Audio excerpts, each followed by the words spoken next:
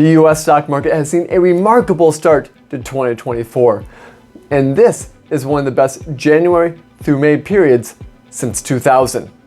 Now, as we transition to June, there are many concerns that are starting to rise, and the resilience of this market advance may not quite be there.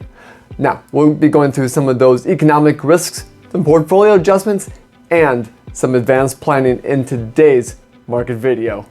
Let's kick it off with number 1, economic and stock market risks. Historically, June and July have been a period of weak and volatile stretch for the US stock market, and this year is no different. Right now, we're starting to see some uncertainty in the stock market, all because of the Federal Reserve interest rate policies. Now, the underlying US inflation pressures have really started to moderate a little bit in April. But the other extent is that while we're seeing a moderation in some areas, we're seeing an acceleration in some others. And the Federal Reserve right now is intent on maintaining their interest rate policies because they want to keep that higher for longer mantra to try to curb inflation. But on June 12th, they'll come back, meet again, and the policymakers will actually update their projections for this year end. And we actually may see they're going to have some rate cuts coming. Now, if that actually happens that way, then we may see inflation starting to creep up even more.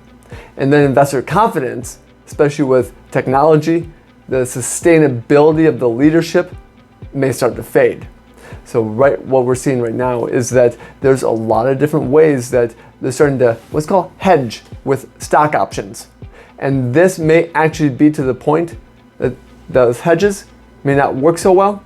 We may start seeing more selling take place.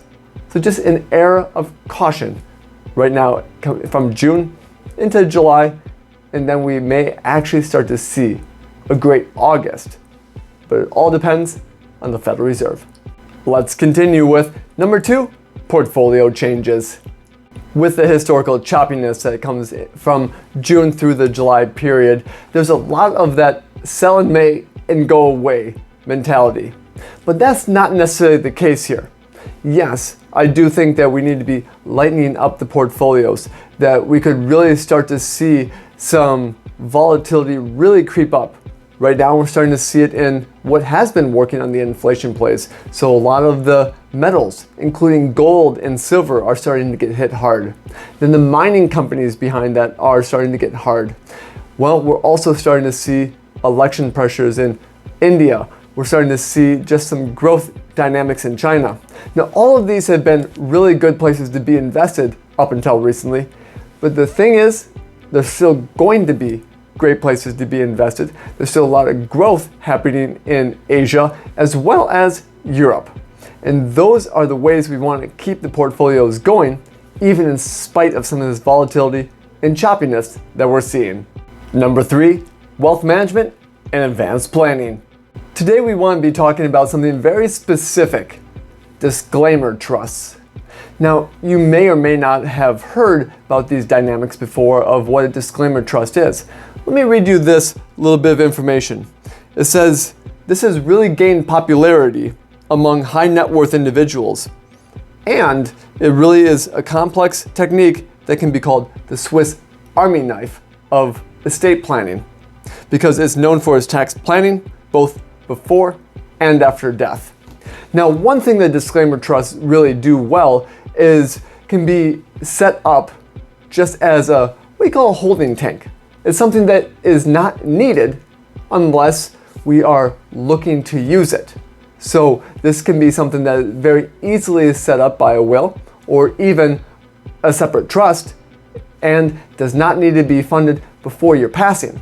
But then what happens is that as we start to look at different asset and asset classes and even accounts, well, we may want to divert some of them into this disclaimer trust.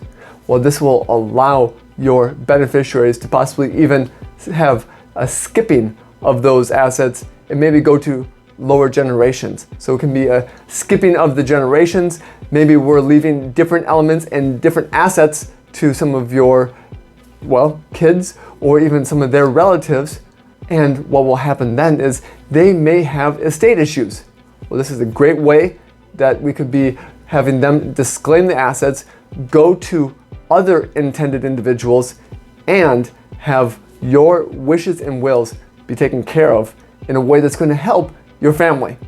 Now, yes, there are some big implications to this, but this is a great strategy that could really be useful for you as you are looking to bless your family well, but also make sure that you are doing so in a tax advantageous way, and one that will be reducing even your children's tax liabilities possibly in the future as well. So a disclaimer trust can be a great tool for you to use and utilize, and it allows your beneficiaries more opportunities and advantages on the back end. So think about it that way. Number 4, our second opinion service. A stress test or a second opinion is really designed for you or someone that you care about to be looking at where you're at today, where you want to go in the future, and then understanding the dynamics and the road that's going to get you there. Now that's what this is for, just to provide those helpful elements to make sure that you're on the right path. If this sounds like something that you want to have someone else go through this, please click the link below this video, and we'd be happy to not only set up a time to talk, but then be going through the elements of the second opinion. With that, I hope you have a great day, great weekend. Take care.